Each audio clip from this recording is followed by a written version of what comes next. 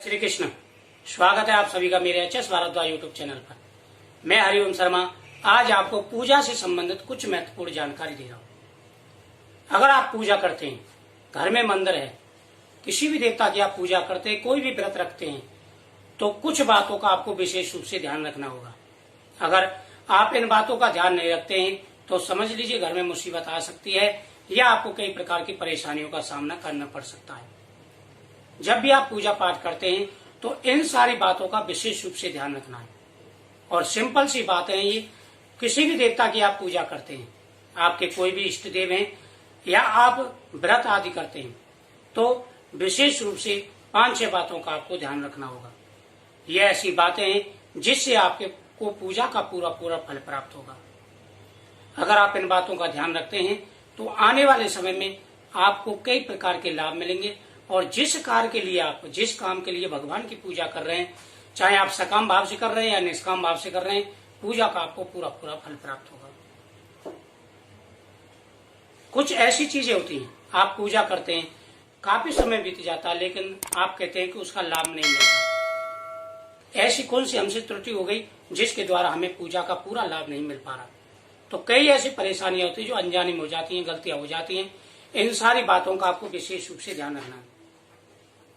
सबसे पहला, आप अपने घर में पूजा करते हैं, मंदिर को अच्छी तरह साफ सुथरा रखें और इत्र आदि छिड़कते रहें।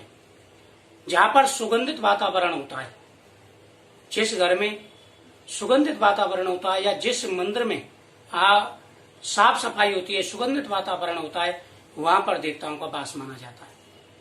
कई बार ऐसा होता है, आप फूल वगैरह चढ़ाते हैं, पुष्प भगवान पर चढ़ाते हैं, तो कई कई दिन तक पुष्प मंदिर में पड़े रहते हैं। ऐसी गलती आपको नहीं करनी है। अगर आप भगवान पर पुष्प चढ़ाते हैं, सुबह के समय अगर भगवान पर आपने पुष्प चढ़ाए हैं, तो शाम को वह पुष्प साफ कर दें, वहां से हटा दें, हटा करके किसी पॉलिथीन आदि में डाल दें और उनको किसी नदी में प्रवाहित कर दें। इन सारी चीजों का विशेष रूप से ध्यान रखना है। कई बार ऐसा होता है, भगवान को माला पहना दी तो कई कई दिन हो जाते हैं, वो भगवान माला पड़ी रहती है। ऐसी गलतियां ना करें। नंबर 2, वीरवार के दिन, मंगलवार के दिन, शनिवार के दिन,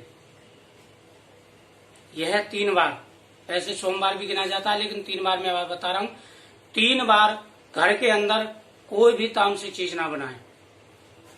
यह आपको विशेष रूप से ध्यान रखना है। अगर आपके घर में मंदिर है और बहुत से घरों में डेली की डेली जो है तामसिक चीज, मीठा आदि का प्रयोग होता है, इन बारों को भूल के भी आपको जो है घर में तामसिक चीज नहीं बनानी है। विशेष रूप से इस बात का ध्यान रखना है। अगर आप इन चीजों का ध्यान रखते हैं, आप व्रत कर रहे हैं, पूजा कर रहे हैं और घर के अंदर किचन के अंदर ये गलत चीजें आपकी बन रही हैं, तो समझ लीजिए दरिद्रता का आगमन आपके घर में हो सकता है। अगर आपको खाना है तो बाहर जाके खाएं, घर में ना बनाएं। विशेष रूप से ध्यान रखना है। नंबर 3, हफ्ते में 1 बार गौमूत्र और गंगाजल मिक्स करके घर के अंदर छिड़काव लगाएं। यह बहुत ही शुभ माना जाता है। गौमूत्र और गंगाजल, इन दोनों को मिक्स करके घर के अंदर आपको जो छिड़काव लगाना है। बहुत से घरों में कभी छिड़काव ही नहीं लगता है, तो इस चीज का आपको विशेष रूप से ध्यान रखना है। और जहां पर तुलसी का पौधा रखा हुआ है, वहां पर आप जूते चप्पल आदि ना उतारें। जिस जगह पर तुलसी का पौधा है उस जगह पर बिल्कुल साफ सफाई रखें। इस चीज का आपको विशेष रूप से ध्यान रखना है कि घर के अंदर पवित्रता रखनी है और जिस जगह तुलसी का पौधा हो उस जगह पे कोई भी अशुद्ध वस्तु नहीं होनी चाहिए। ना ही झाड़ू शुद्ध मानी जाती है, माता लक्ष्मी का वास होता है, लेकिन तुलसी के पास झाड़ू को नहीं रखना चाहिए। और जूते चप्पल, हो सकते हैं तुलसी का पौधा होता है वहीं पर जूते चप्पल उतार देते हैं।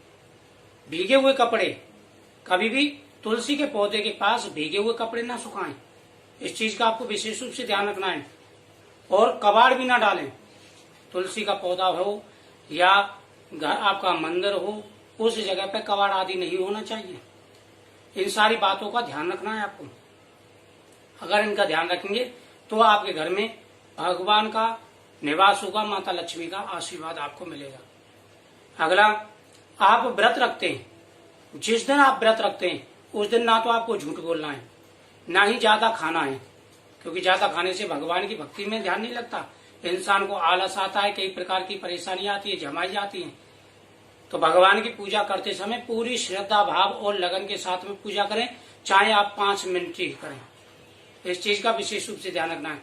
जिस दिन आप व्रत रख रहे हैं, किसी भी देवता का व्रत रखें, ना तो झूठ बोलना है, ना ही किसी से लड़ाई झगड़ा करना है, ना ही आपको कोई गलत कार्य करना है जिससे आपको पाप का भागी होना पड़े।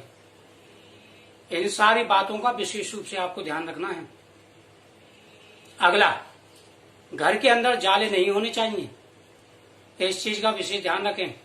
बहुत से के मंदिरों में जाले लग जाते हैं, घरों में जाले लटके रहते हैं। तो हफ्ते में एक बार घर की सफाई जरूर करें और घर के अंदर आप विशेष रूप से ध्यान रखें, कहीं पर भी जाले आदि नहीं लगे होने चाहिए। जिस घर में जाले आदि लगे रहते हैं या दीवारें गंदी रहती हैं तो उस घर में भी दरिद्रता आती है और माता लक्ष्मी का प्रवेश उस घर में नहीं माना जाता। माता लक्ष्मी वहां से चली जाती हैं। इस चीज का आपको खास करके ध्यान रखना है। अगली बात, प्रत्येक वीरवार घर के अंदर आपको 2 जगह स्वास्थ्य चिन्ह बनाने, वो भी हल्दी से।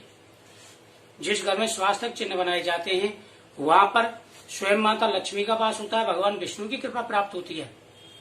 इन सारी बातों का ध्यान रखना है। और रविवार की रविवार, संडे की संडे, जो मेन गेट है आपका, उस पर थोड़ा सा जल जरूर डालना है। जल डाल करके अगर हो सके तो वहां भी स्वास्थ्य चिन्ह बना दे। और स्वास्थ्य चिन्ह ऐसी जगह बनाए जहां पर ना तो जूते चप्पल उतारे जाए, ना ही पैर रखे आपका। तो इन सारी बातों का आपको विशेष ध्यान रखना है। प्रत्येक शनिवार की शनिवार 4 काली मिर्च लेनी है और दरवाजे से 7 बार उसार करके फेंक देनी है। ऐसा करने से घर के अंदर कोई भी नजर दोष, हाय टोटका नहीं रहता और घर में उन्नति व बरकत होती है। तो वास्तु दोष के हिसाब से ये थी कुछ बातें जो मैंने आपको बताई हैं। आने वाले समय में और आपको जानकारी मिलती रहेंगी।